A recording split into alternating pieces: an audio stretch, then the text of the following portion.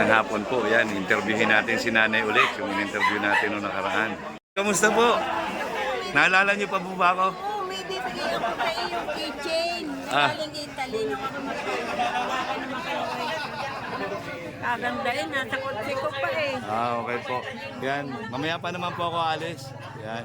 Kamusta na po kayo? Mabuti naman, malakas pa. Yan kayo po talaga at dumayo ulit talaga. Oo, Yan. mahal na mahal ko si Beyonce. Yan, Ako parang apo ko na. opo, masaya po kayo ngayon. Oo. Yan, ano po pakiramdam yung nakita niyo yung pagbabago kay Beyonce? Basta masaya. Masaya. Masaya ako.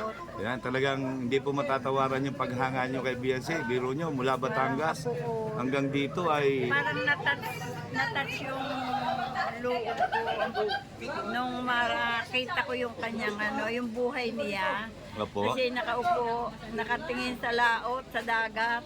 Opo. Nag-iisa, piyesta nun, wala silang handa. Ako'y Opo. awang. Alaman mo yung father ko Opo. ay nag-mayor ng 4 terms sa Opo. amin sa bayan ng Mabini, sa Batangas. Siya, mahilig din siyang tumulong. Opo.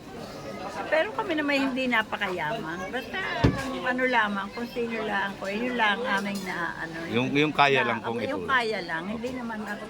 Saka ako'y ayaw sa amin. Gusto ko sa ibang bayan dahil ayaw ko ng showy. Totoo po yan. Pakita lang sa tao. Ayaw ko.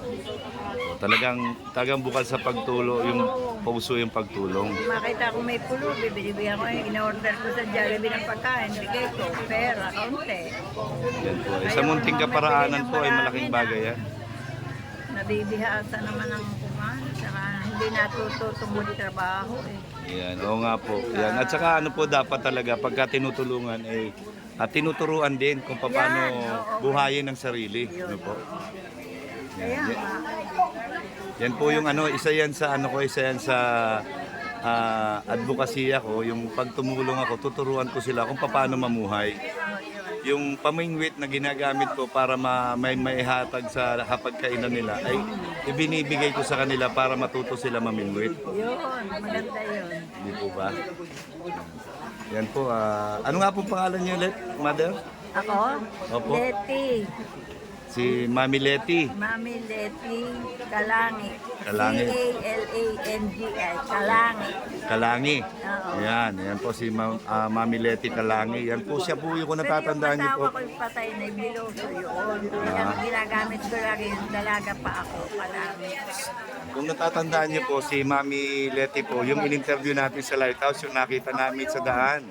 Opo, at ngayon po nandito ulit siya.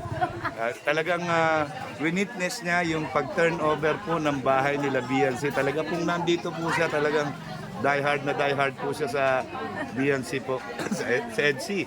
Ano po? So hindi po matatawaran ng kaligayahan na nararamdaman ni Mami Leti tuwing makakapunta siya rito at masisilayan niya si Beyonce. Yan, di po ba? Yan, talagang sa inyo yan ay kumbaga ito na yung parang stress reliever nyo, Yan, di ba?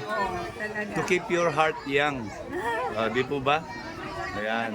Siguro kaya po nagustuhan nyo, siguro po nakikita nyo nung kabataan nyo. Yun talaga. Ayun. First love ko rin, yung asawa ko, Opo. ay nag-ilok kami nung nag-aaral sa Maynila, nag-nursing ako. Ganito naging asawa ko nga. Nagkita po, kayo pa rin po talaga hanggang huli, no po? Oo. Ayan. Kaya ayaw ko rin maranasan ni Beyonce yung naluha siya. Opo. First love daw niya eh. First love. Opo. Beyonce. Sabi niya. Ayan po, nakita yung si Mami Leti. Talaga pong, kanina nakita ko na si Mami Leti, hindi ko lang malapitan kasi nandito siya sa loob.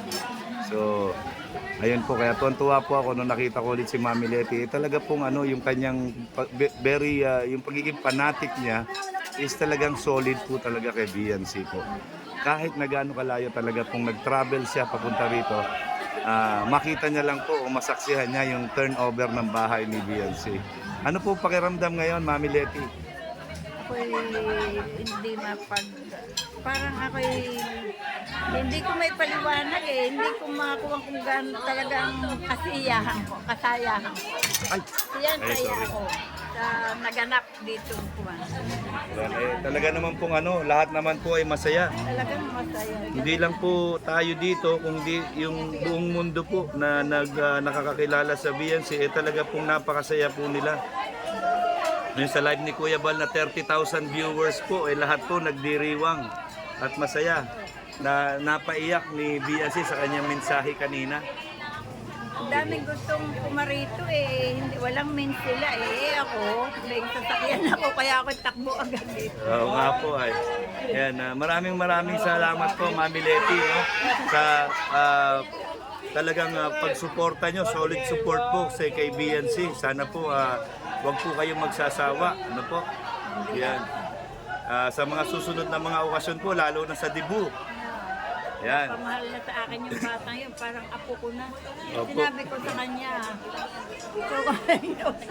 binibiro ko, ito ang aking nawawalang apo siguro. Ang aking mga apo'y wala eh, sa abroad na lahat. Wala akong kasama sa bahay. Opo. Talaga pong nakikita ko po sa inyo, Mami Leti, wala pong paglagyan ng kaligayahan sa inyong puso ngayong araw na ito. Talaga. Yan, talagang masaya po kayo. Masaya ako. Ayaw ko na. Yan, pwede po ba magbigay kayo ng mensahe? Yan. Saan? Sa... Kay BNC. ano ba yung magandang maikuwang ko? Beyonce, sana naman, Ineng, hiling ko lang, huwag kang magbabago.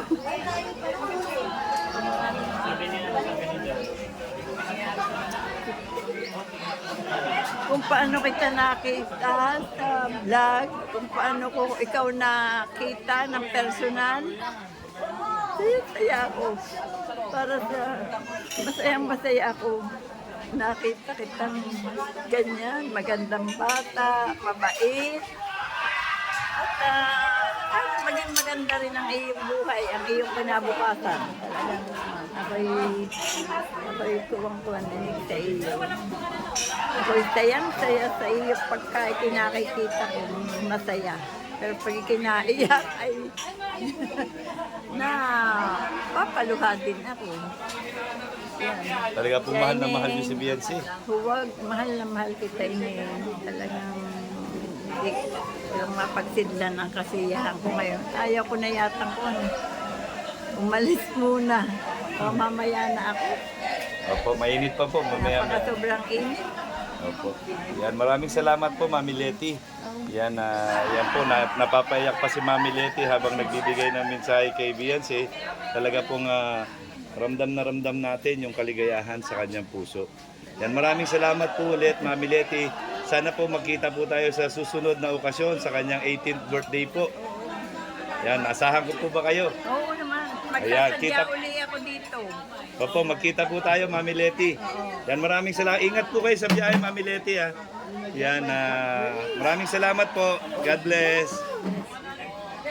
Po, grabe po yan. Si Mami Leti po na taga Mabini, Batangas. Yan, nagkita na naman po kami ulit.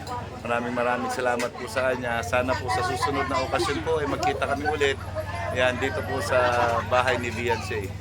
So, yun lang po. Maraming salamat po. Laging sinasabi ni Kuya Mail, ang gumagawa ng mabuti sa kapwa ay pinagpapala.